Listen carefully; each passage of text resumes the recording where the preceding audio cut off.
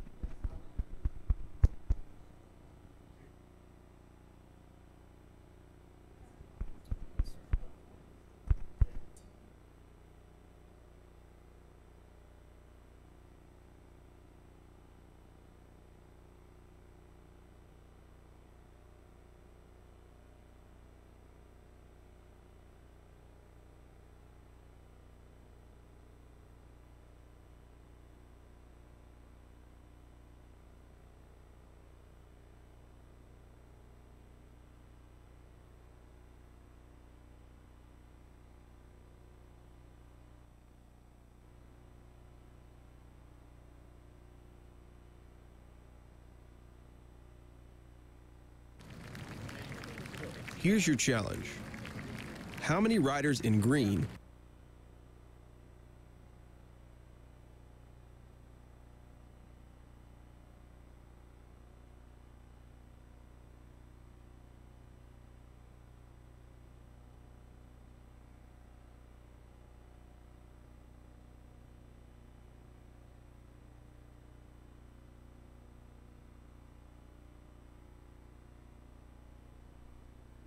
Well, you know I have to dress the part, so.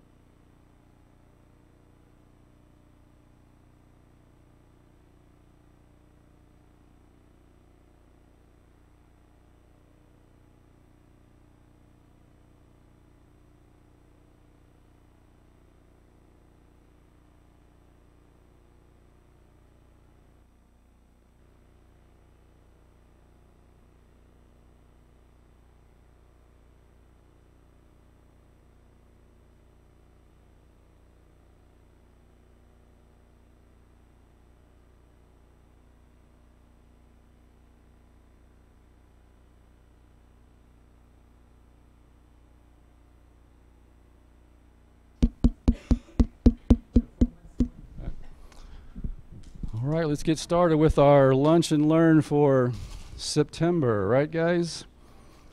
How you doing? Hi, I'm Bill Fowler with the HR department. Welcome to our lunch and learn today. As usual, a little bit of housekeeping.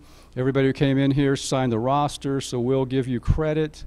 If you're watching via the intranet, you need to give yourself credit. So go out to the SAP, S-A-P-P, everybody love that name? SAP system. And go in there, you'll find out how to give yourself credit for today. Or no, actually what we've been telling is nix that, start over again, right? Is you send the Learning Connection an email during this time frame, right, that you're watching, and we'll give you the credit. That's how we're doing that now. So somebody just had to correct me on that. The other thing is you guys that are watching, you'll see a phone number across the bottom. If you have a question that you want me to ask Maxine during the show, please text it or call that phone number, and I'll ask that for you. Now the difficult thing is there's no reception in this room, so in order to get your message, at some time during the session today, I will be walking out of the building to get your text messages and phone calls to come back in and ask you that question, okay, Maxine? So that's how we work. We have this high-tech room, but do we get Wi-Fi in here? We get Wi-Fi in here, okay. What else do I have? All you guys are signing up for convocation? Yes. Everybody in the room's been signing up? You guys out there, you've been signing up for convocation? Get going, because there's some sessions already full, I heard. So let's get started. So today, another really important topic, safety and security.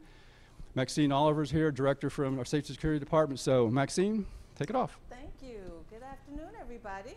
Good afternoon. And this is our first session for the fall lunch and learn. But before we get started, this kind of goes with our theme of awareness and how aware are you and how observant are you. So if we can go to a quick video, pay attention, because there is some questions at the end. Here's your challenge. How many riders in green jump the ramps? Go.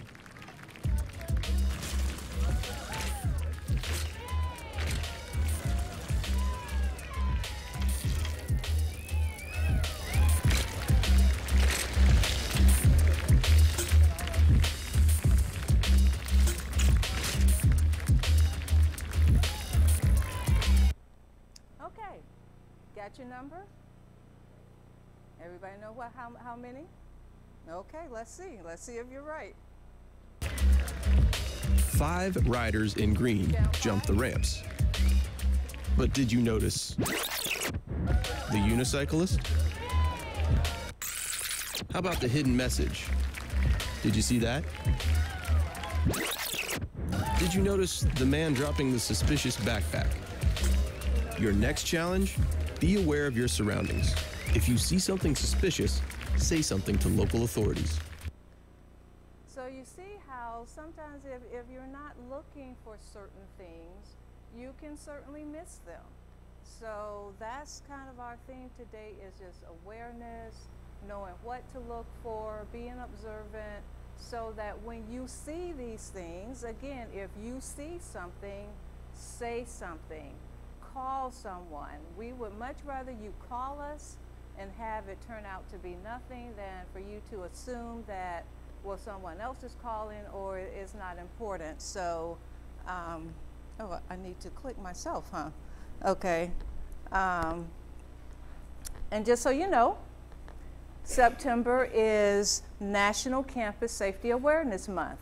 So this Lunch and Learn kind of ties in with that national platform where we want to bring awareness and attention to safety and the part that all of you play in keeping our campuses safe, because we can't do it without all of you. And looking at workplace violence, it is organizational, community, and a societal issue, because what kind of world do we live in today?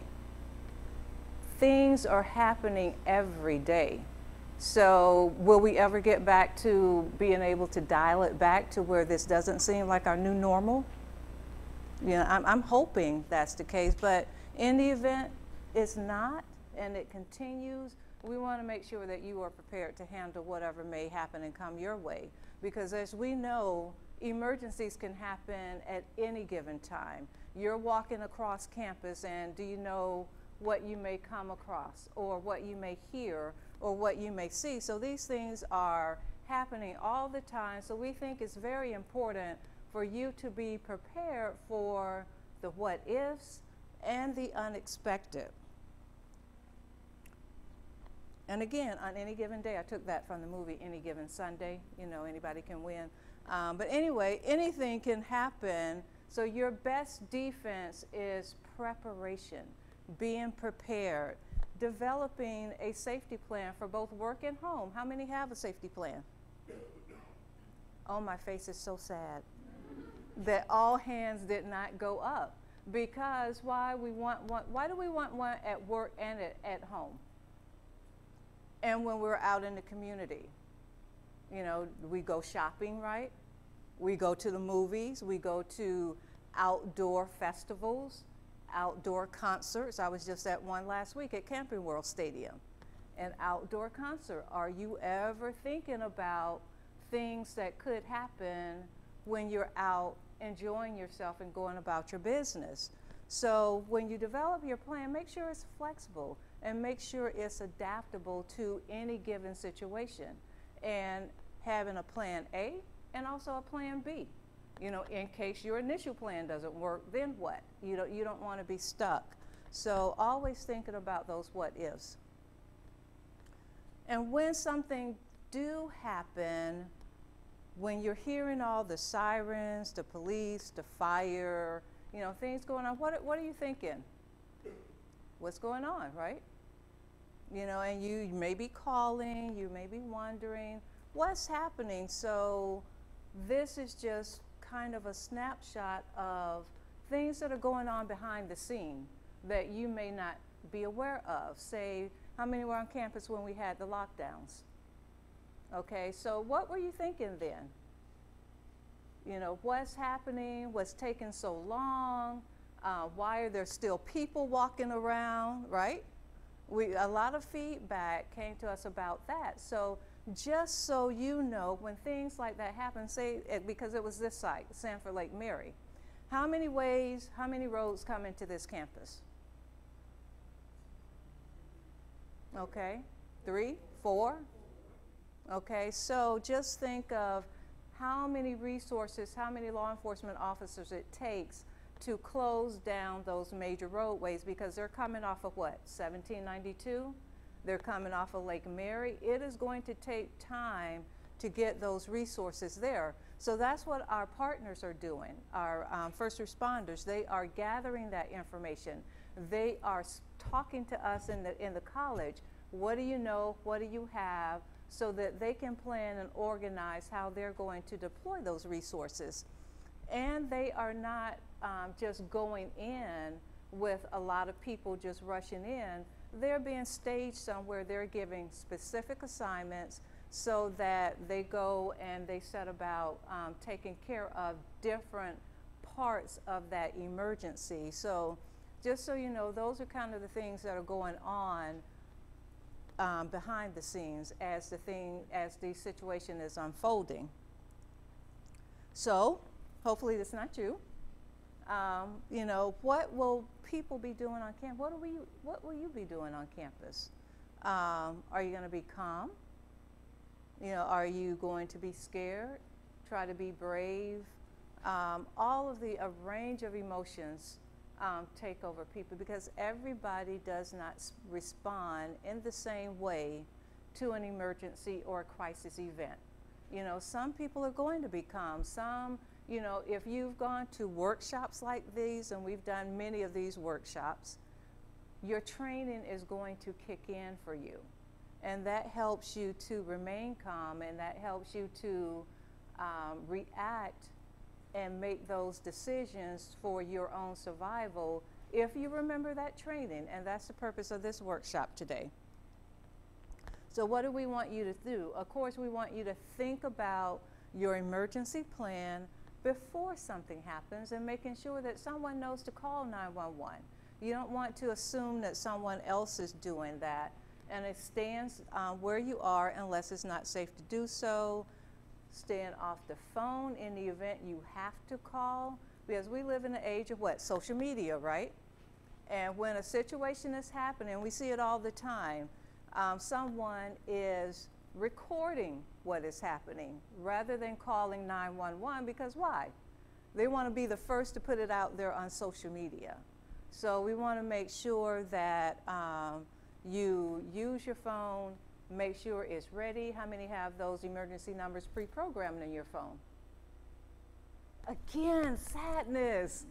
Every hand didn't go up. So that's part of your plan, because if you can just press one button, that's great. So just, you know, keep those things in mind, and then waiting for those instructions. So why is this important? You know, at the time I updated this slide, we were 21 weeks into 2018. And look how many incidents we have had already, and we can add a few more to that now. So this is Stoneman Douglas, this is Santa Fe High School in Texas. Again, did they go to school that day knowing that something was going to happen? No, you come to work and you think, okay, I have my agenda, I have my things to do, I'm going to get this done. And you're thinking about all those work-related things. Are you really thinking about the what if? What if something were to happen? What am I going to do? So we're going to start with, you know, the active assailant, because that's kind of what's always in the news, it seems. And then we're going to go into other types of emergencies. And of course, as I mentioned, our personal lives, because we all go out and we do things in our community. Again, this is Las Vegas, and did any of those individuals think that they would be in that situation going out to enjoy an outdoor concert or an outdoor festival or an outdoor art show, anything like that, that can happen? And when you are out, say you're out at an event like this, what kinds of things are you listening for and watching for? People? How about vehicles? You know, vehicles are being used more and more as a weapon of choice, especially for outdoor events. So looking at active assailant and shooters, and why we are transitioning to a different terminology rather than just active shooter, because we want you to think in terms of different methods of causing harm. And we are seeing that trending, that use of knives, machetes, again, vehicles. So when you are thinking about your safety and you're being observant to behaviors, we want you to think more than just firearms. We want you to think of other means and methods that people use to cause harm.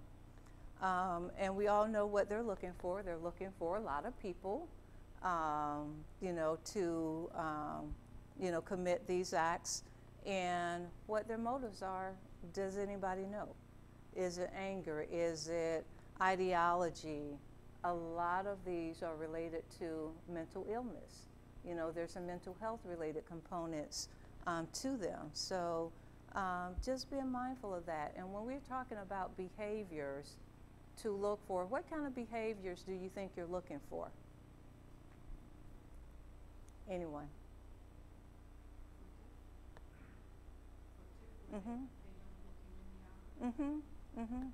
That can be one of them.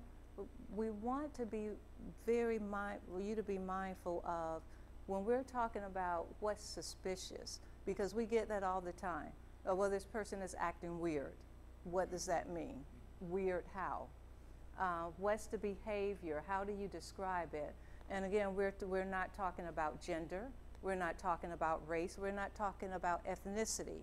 We are talking about behavior. What is that person doing? What is that person seeing that causes concern?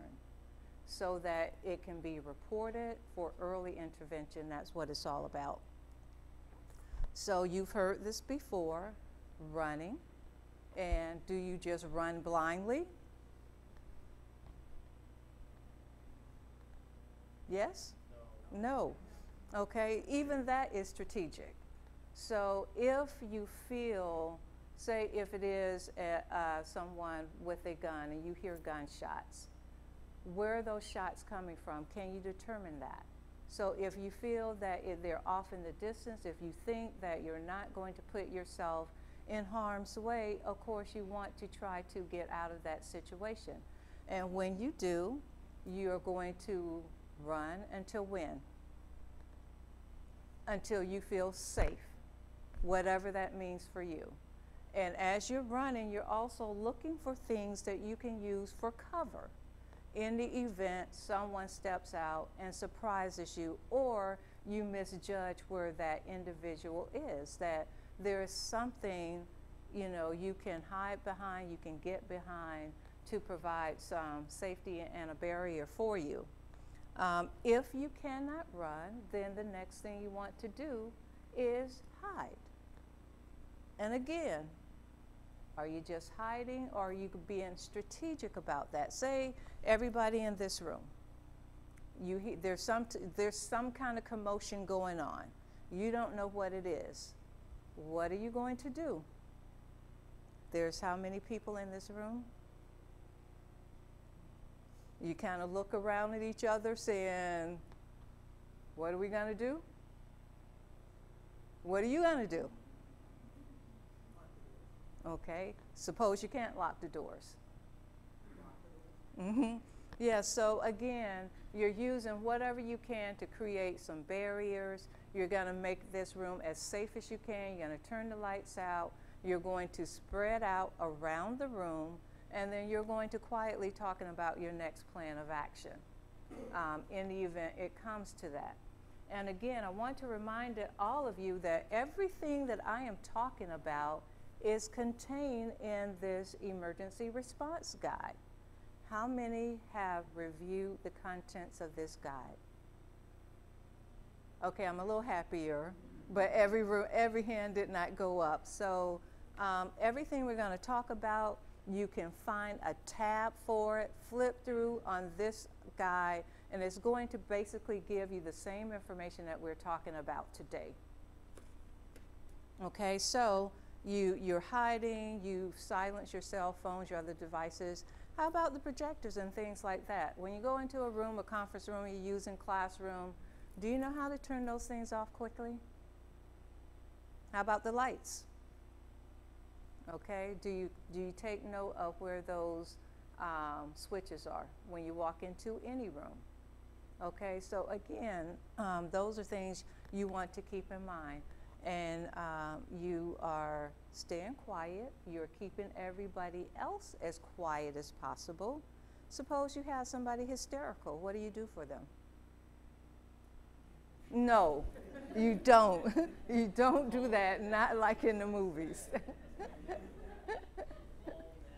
Yes, so you're going to try your best, because you don't want that person giving away your location, right? But you do need to try as best you can to talk to them, calm them down, let them know that you can make it. You can survive this. We're going to get out of this. You know, but you have to work together on that. And then, as a last resort, you couldn't run, couldn't get out. You've tried to hide, tried to make your place as safe as possible, and the person finds you. Now what? So as you are hiding, are you thinking about those different things you can use in the event you need to? You know, what all you have right there? You have pens. You know, you have pens, keys, you know, having those, heels, chairs, fire extinguishers. As soon as that person breaches that door, all of you are going to spring into action, right? And do whatever you need to do, because at that point, it is your survival. And we're not talking about rolling around on the floor with anybody, right? We're talking about buying you enough time to get out of that situation, because that person may not be expecting you to react that way.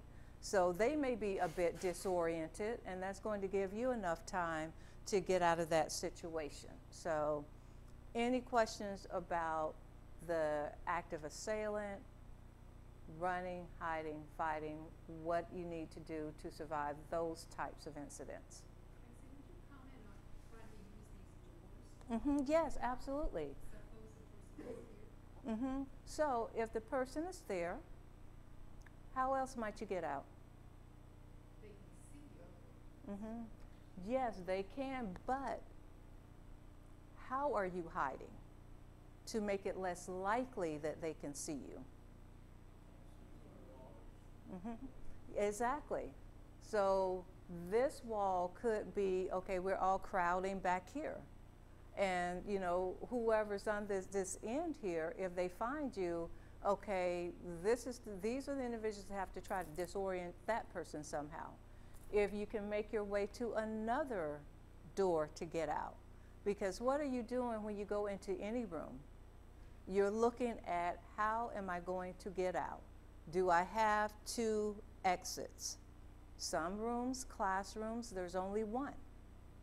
And you may be stuck because that person has breached that classroom door. So you may not have another option.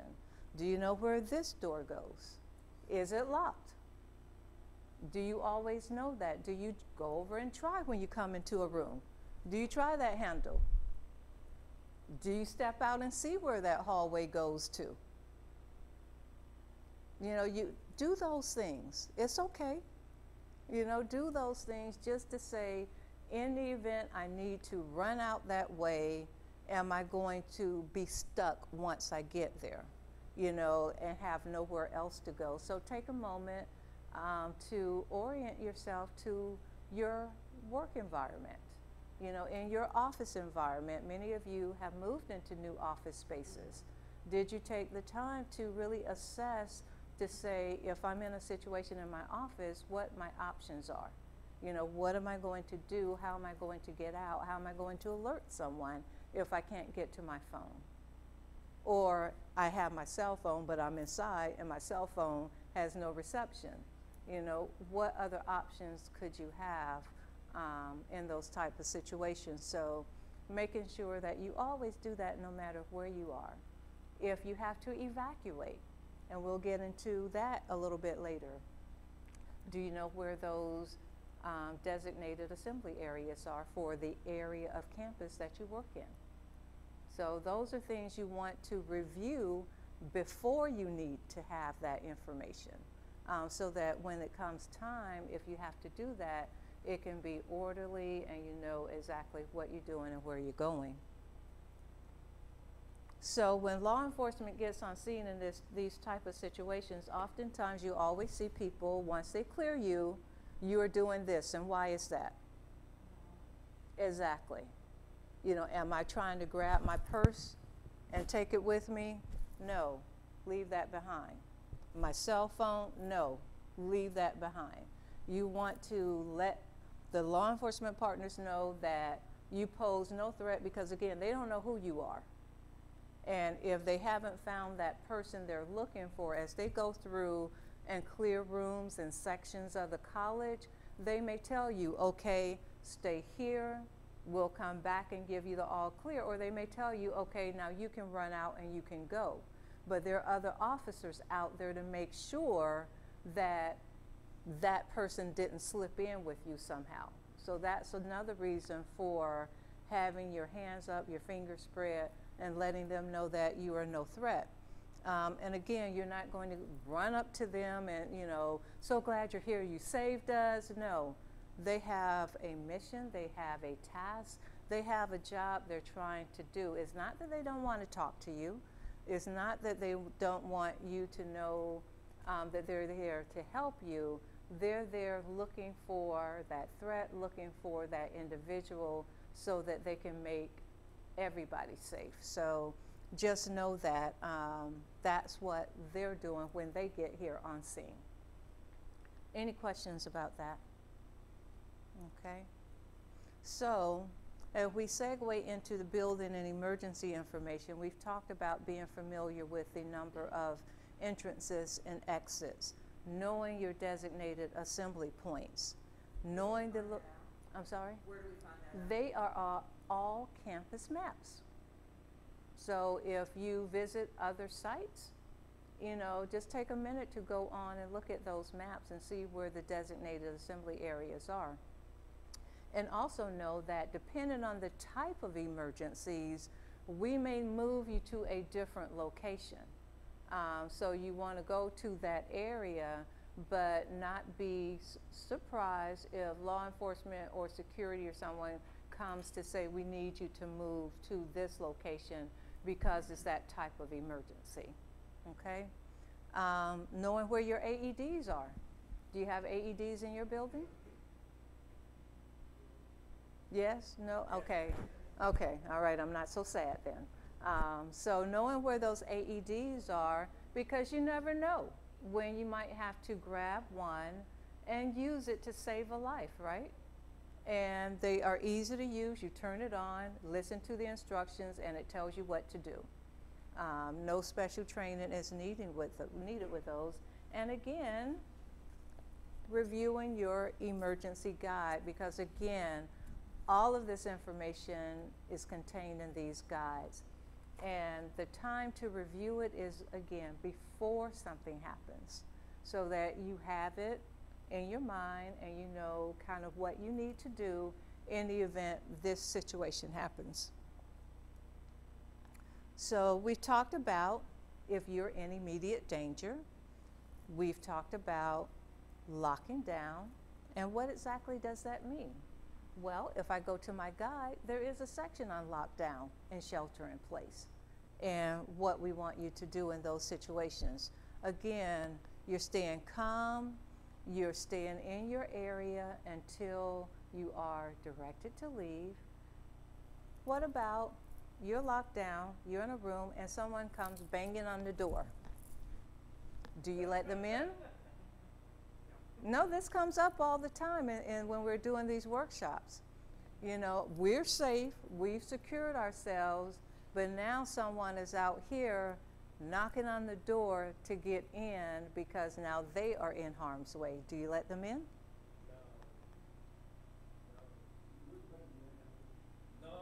No. They should let me go in, but like she told me that yesterday, no. So again, it's a judgment call. It is a judgment call with how safe do you feel? Do you know that person? Is it going to put you and everyone else in harm's way because you don't know where that, maybe someone is chasing them. Correct. And now they've led that person to you. But, you know, we're all humans. We don't want something to happen to that person because we didn't, you know, open the door. So again, that's a judgment call. You're staying away from the windows, the doors. If it's doors like this, you're not standing at the door looking to see what's going on. Because we've seen that in many these type incidents in Dallas. They ran to the university. They were in a stairwell, and the person kept sticking his head out the door to see where the gunfire was coming from, and you could hear and see the shots flying all over the place. So please don't let your curiosity get the best of you. Once you're safe, you want to make sure you stay in that area of safety. So again, trying to keep everybody calm and quiet. You're staying out of sight, but also again, looking for those barriers, something you can put between you and whatever that danger and that threat may be. If you're in an open area, you want to, you know, get to an interior area as quickly as you can. And again, with lockdowns, just know that you may hear the message go out with lockdowns, but you may still see people walking around because maybe they weren't in an area where they heard that emergency notification. Maybe they just arrived on campus and they're not aware of what's going on because there's not enough law enforcement on scene yet to shut down those roadways. So just know that, no, we're not just arbitrarily letting people walk around. It's just taking time to get resources to get to those people, to get them to places of safety. So any questions about lockdowns? And if you're in a classroom, do you stop teaching? Yes. Yes, yes, I want to see that. Yes, we do. Because again, you want to make that area as safe as you can. And again, you're going through all the steps of turning the lights out, the projector, because the students coming up through K through 12, they've been through any number of these drills. And they're looking at you like, aren't you supposed to be doing this? Aren't you supposed to be doing, we're supposed to be. So they get it, they know, because they're doing these drills much more frequently at that level, and they're looking to you. Students, if you're around where students are, they are looking to all of us to guide and direct them in what to do.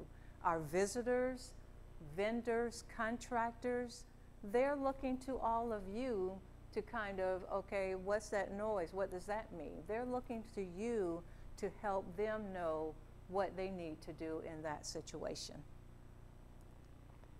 So emergency evacuations, again, knowing where all those assembly points are.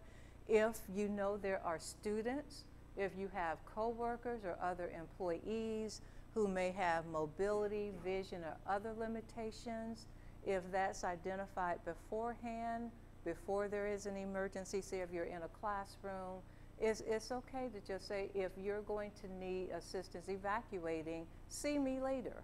You know, they don't have to tell you what it is or what kind of assistance they might need.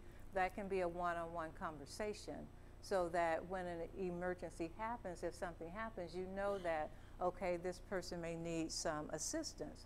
But again, you're not putting yourself in harm's way. If you can safely do that, yes, by all means. If not, you want to put that person in as safe an area as possible. But when you get out, you're letting the first officer, first fire official, secure, whoever you come, you want someone to know that there's still someone inside and they need help getting out. So please make sure you do that. You want to do it orderly so that you're avoiding the slips, trips, and falls, which we'll talk about you know, later on. But you're always using caution and remaining alert. And why do I say that? Exactly, because in some instances, we know that others have deployed devices, activated the alarms in order to draw people out. We're not going to tell you not to evacuate, because it could be a fire, like we just had one, you know, next door a couple of weeks ago. So we want you to evacuate if you hear the audible alarm, but again, we also want you to be alert and be vigilant to what you see. Are there unattended bags or something laying around? Is there somebody that's paying particularly you know, close attention to how you're evacuating, things like that. So again, you're being observant, you're kind of, you know, watching out for things and for people so that you can report that to someone. Weather emergencies is up here, and again, send a guide, because why? We live in Florida, and it is still, exactly, but with the torrential storms that we get, it also spawns tornadoes. So hurricanes we have time to plan for, right? Tornadoes, no. You know, you may get a warning if you got a weather radio, you'll get that alert, you may get that warning that gives you a little bit of time, but sometimes you don't have that. What did they teach us all in elementary school? When you crouch down, cover your head from anything that may be falling, you're away from the windows. Our buildings, especially at Altamont and Heathrow, are very nice, but a lot of glass. So that's not where you want to position yourself when there is the threat of that type of weather. You don't want to go outside, but what do you do for people who insist on leaving? Exactly. You know, you can't stop them. It's not wise to do that, because especially if the weather is such, and we get some really, really bad just thunderstorms that you don't want to be outside for. So you want to get inside as quickly as you can. If you have weather radios, you want to monitor those, but certainly listening to those weather alerts to make sure that you're safe. Medical emergencies, we have these almost on a daily basis. Did you know that? That's probably one of the more common calls that the security team responds to are medical issues. So you want to dial 911 immediately. You don't want to try to move that person. But suppose you're in a classroom and a student, or maybe you have a coworker that says, you know what, I have a history of this, so if that happens, don't call anybody. Do you do that? What do you do? Yes, because are you a medical professional? Maybe it's something different this time. So maybe it's not what they've experienced before, but again, you don't want to take that on yourself. You always want to make that call. You always want to get help for that person. And if they are coherent, if they can make that decision themselves, then that's great. Sometimes if we gauge it by the level of the injury and the nature of the illness. If someone is having chest pains, 911 is going to be called. If they are bleeding profusely, 911 is going to be called because they may be coherent now, but because of the loss of blood, maybe not so much, a short time later. So we're going to get help moving their way. And as we've seen in so many of the critical incidents with Las Vegas, we saw it at Pulse, we saw those type of injuries that had blood loss that caused that person to subsequently lose their life because first responders could not get to them in time because that scene was still so active. So there may be things that you can do in terms of stop the bleed while they're waiting for first responders to get to those individuals. So we do have one of the convocation workshops coming up called Stop the Bleed. Excellent program because again, the quicker you can stop that blood loss, the likely that that person has that those increased chances of surviving those injuries rather than not getting that care. So if you have not signed up for that workshop, I highly recommend it. And we'll be doing more things of that nature in the near future. So starting CPR, and again, not leaving that person, staying with that person until medical help gets there.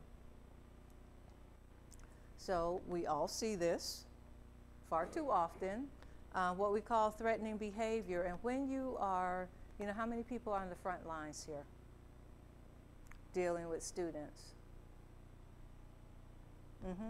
So sometimes they get a little upset, or sometimes you may have others who are upset. Sometimes in situations like when someone is in a domestic violence situation, you may not know that.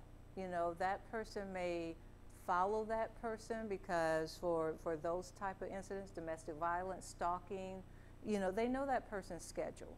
So it may have absolutely nothing to do with you, but they are targeting that person.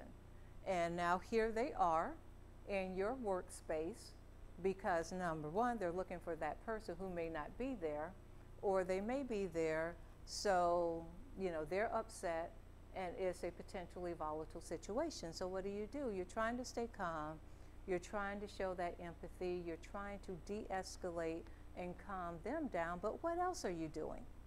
If you're sitting behind your desk, or if you're in a location that you may need to get out of, what we like to say is that as you are talking to that person, you're also trying to position yourself to that door, to that exit, and you can do so ever so slightly, just like this. You're the one trying to move to that way that you can get out of that room if you need to call for help. You're giving that feedback. You're not even though they may be yelling and screaming, if you start yelling and screaming, then what is going to be accomplished? Nothing but a lot of yelling and screaming. And then you don't want to, even though you may mean it as a way to try to calm them, you do not want to touch that person when they're in that agitated state, because they may take that as a threat from you, or hey, oh, you touched me. You know, even if it's just on the shoulder, on the elbow, trying to get them to calm down. So you don't want to put your hands on that person when they're in that agitated state. And so these are some of the things we're talking about, you know, and you have seen some of these behaviors. And again, it is the behavior that we want you to report. What is that person doing? Some people do talk with their hands. There is a difference. And you can tell that difference in just a form of communication, or they're really agitated and animated with their gestures to let you know that they mean business. So they're pointing, they are, you know, they're not listening to your request to calm down. And sometimes, you know, employees might be apt to say, well, you don't calm down, I'm calling security. What is that going to do? Further escalate the situation. You don't have to tell them you're going to do that, just do that. But sometimes when you verbalize that, you know, okay, well, if you're calling security, bop, you know, so, okay. So again, doing your best to de-escalate that behavior, that situation, positioning yourself to where you can get out of that situation, and then just looking for those behaviors and then reporting them. If it is an employee that is acting out, then you want to notify that person's supervisor, or maybe human resources, employee relations, because they will deal with those employee issues. If it is a student, you want to do that student conduct referral so that they can meet with that student, because again, early intervention is what we're trying to do. We want those individuals to know that no, that behavior is not okay. And nor should you accept it as being okay, as, oh, well, you know, that's just how he is. He gets upset like that, but when he comes down, he's okay. Or, you know, she just yells like that when she's really upset, but when she calms down, she's okay. Is that all right? No. We need to address those type of behaviors so that those individuals know that it's not acceptable, and we don't want to tolerate that. So we can have those conversations early on to make sure that maybe they need anger management. So we want to make sure that they get the type of assistance and help that they need. Fire and explosions. And again, we just had this in the canteen next door. So if there is fire, you hear an audible alarm, and typically when an audible alarm goes off, what does everybody do? Yes, yes, that. And you kind of look around and you say, are we supposed to leave? Are we supposed to? Yes. If you hear that audible alarm, that means evacuate. They just had one at B building shortly before the Lunch and Learn started. But happily, as the security and campus deputies responded, everyone is evacuating like they should. So we don't ever want you to discount those or take it as, oh, well, it keeps going off, it must be faulty. No, if you hear that audible alarm, we want you to evacuate. And we want you to evacuate where? Outside the door? Because you know it's hot outside, so I want to stand in the shade, right? So yeah, we know it gets hot, and typically we're going to use a rule of thumb when it's upwards to 45 minutes to an hour. Just know behind the scenes we are formulating that next step. Okay, how much longer does everyone need to be out? Do we need to start getting water out to individuals? So just know we're not just leaving you out like that. We are discussing next steps in the event it turns out to be for a longer period than anticipated. And again, you don't want to use the elevators. You want to go to your designated assembly point and wait until you get that all clear. And this is what we're doing when we talk about notifications. When I get a notice that, hey, this is going on, so as I am walking to where the Unified Command Post is going to be, and what that is college officials, law enforcement, fire, we all meet at a certain location, exchange information, formulate plans. So as I'm walking there, I am texting the executive team and the PIO, letting them know, hey, we have a situation going on, this is what I know, more information is forthcoming. So, and in that way, again, because it may already get out there on social media based on, you know, the people who are already there and who's recording that. So we try to get that information out to our leadership, to our administrators as quickly as possible so that they know that something is happening. And then we're going to make that decision as to do we need to activate the emergency notification system. So that's going on simultaneously. And we're coordinating with arriving law enforcement, as you saw in the earlier slides. We're meeting, we're discussing, sharing information, and establishing our next steps and plan of action. And this is who makes those decisions. Of course, the president or the designee, the members of the emergency response team, or the campus deans if it's Altamont, Heathrow, Oviedo. They can make those decisions. What happens a lot is our dispatch center, our communication center, is inundated with calls from students, from employees, hey, is the college closing? Well, when that decision is made, everyone is going to know that because that message is going to be sent out. So calling the dispatcher and asking them, they may not have that information yet.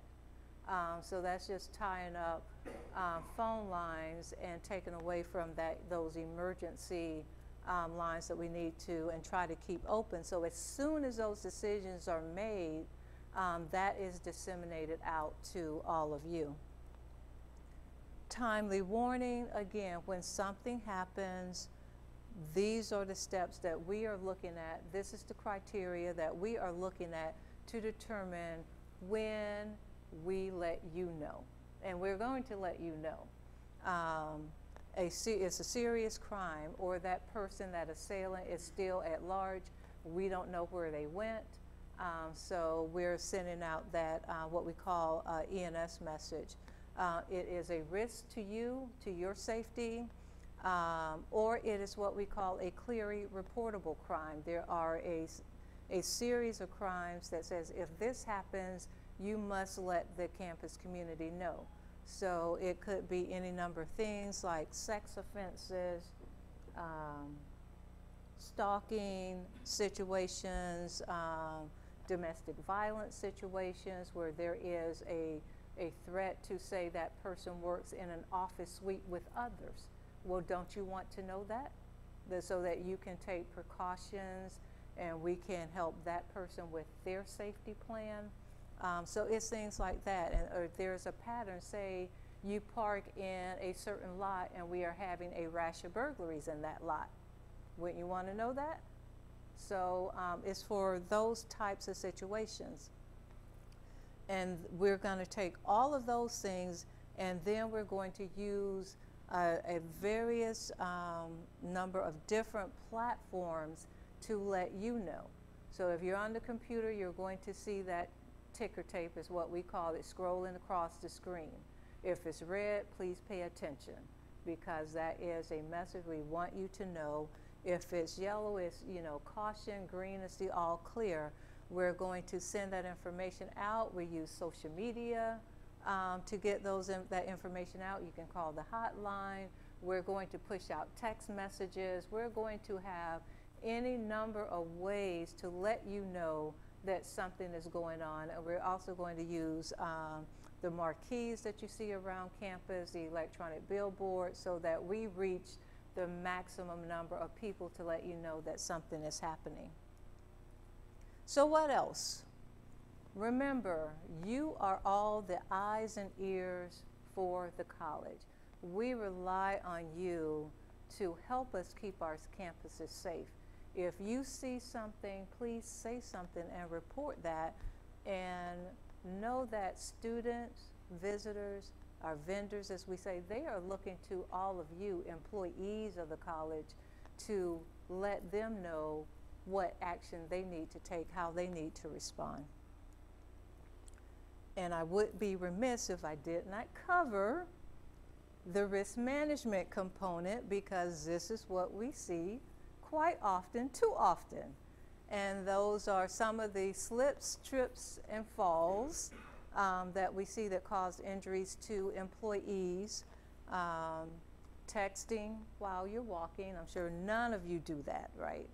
So watching out for the slippery floor surfaces. As I see out here, they've got a wet floor sign out, because we know that when it's raining outside, you come in, depending on the type of footwear, it can be extremely slippery.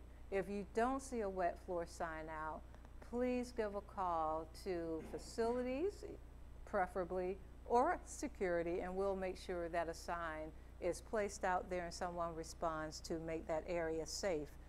If you are carrying large, bulky items and you can't see where you're going, maybe using a cart of some type or having someone else assist you with carrying that so that you don't slip over, say, a threshold as you're going into a space and injure yourself, and using those handrails as you're coming up or going, coming down or going up the stairs, and wearing sensible footwear, whatever that means for you. And who among us have not opened a file cabinet and stood up and, almost knock ourselves out because we forget that file cabinet is open, or you're in the restroom and you bend down and you hit your head under paper towel dispenser.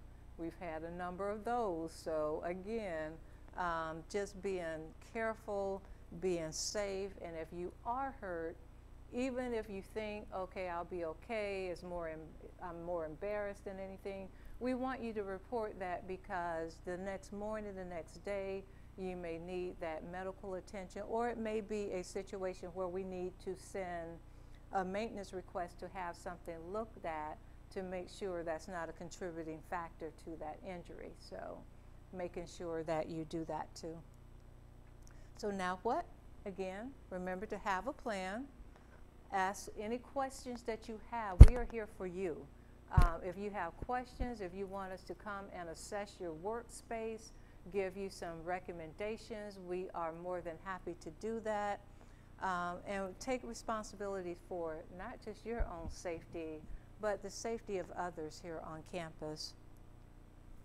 But don't try to be a hero, because if you become a victim, you're not going to survive that. If you put yourself unduly in harm's way, and you can't help others if you become a victim yourself, acting beyond your level of equipment, training, and expertise.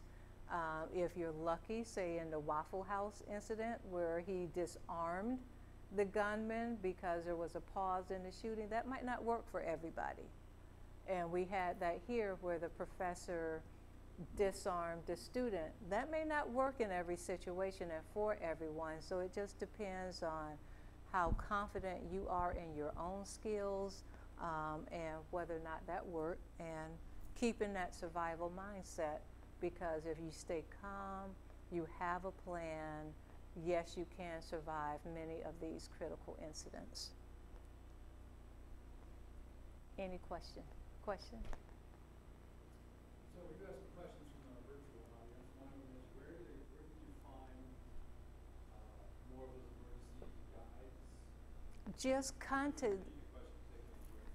They want to know where can they find or obtain more of these guides. So just contact our office, 2178, and we will see that a security team member delivers a guide to your office, your classroom, or lab, if perhaps it's missing one, or in the conference rooms, because we've tried to make sure that all the conference rooms have the guide as well. So if you're in an area you don't see a guide, just give us a call and we'll be happy to make sure that you get one.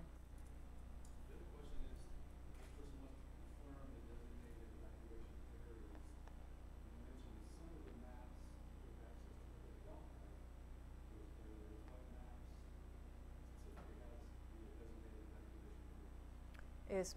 The question is they want to know what maps have the designated assembly points, and I believe, and Hector, you can correct me if I'm wrong, I believe all the maps were updated and they still show the legend for those designated assembly areas, but we will double check that and make sure that that's the case. And they're on the website, yes. Okay, we'll double check that and make sure that that's the case. Yes, ma'am.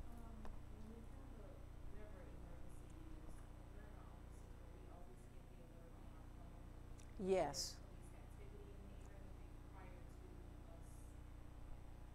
Yeah, it depends on the situation. The question was, if you're in your office area, will you always get the emergency notification that there's police activity in the area?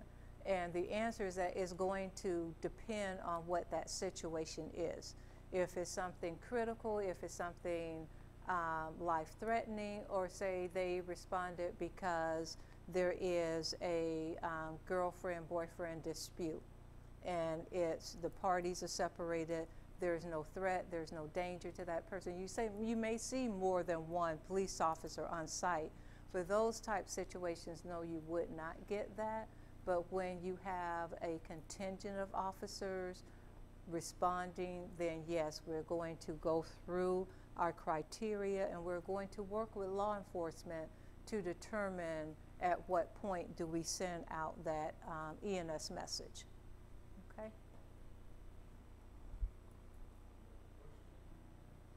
Yes, ma'am. I just looked up the map on Seminole State of this campus, Mm-hmm. and it's called the emergency staging area. Okay. The Red Crosses. Okay. Thank you. I'm sorry. One of our attendees just looked on the Sanford Lake Mary map online, and the emergency staging areas are identified on the map that's on the website by a Red Cross, correct? Yes.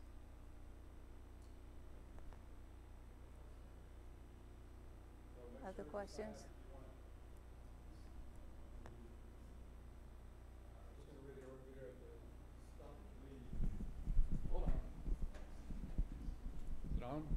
Is it on, guys? So I just want to reiterate the session that Maxine is bringing in called Stop the Bleed at Convocation. It's being facilitated by Orlando Health, right? Yes. So the person we talked to, this lady is RN and a BSN. I think she's part of the trauma organization. So they're talking about having a hands-on, I'm not sure what that is, but actually hands-on experience of some kind during that session. So it's going to be in this room. So if you want to get this full, up-to-date, Stop the Bleed thing that's going on now, this is a program that Maxine is bringing in. So sign up for Convocation because it's probably going to go fast, probably going to fill up fast. So again, let's give Maxine a hand. Thanks very much. Thank you very much. My pleasure.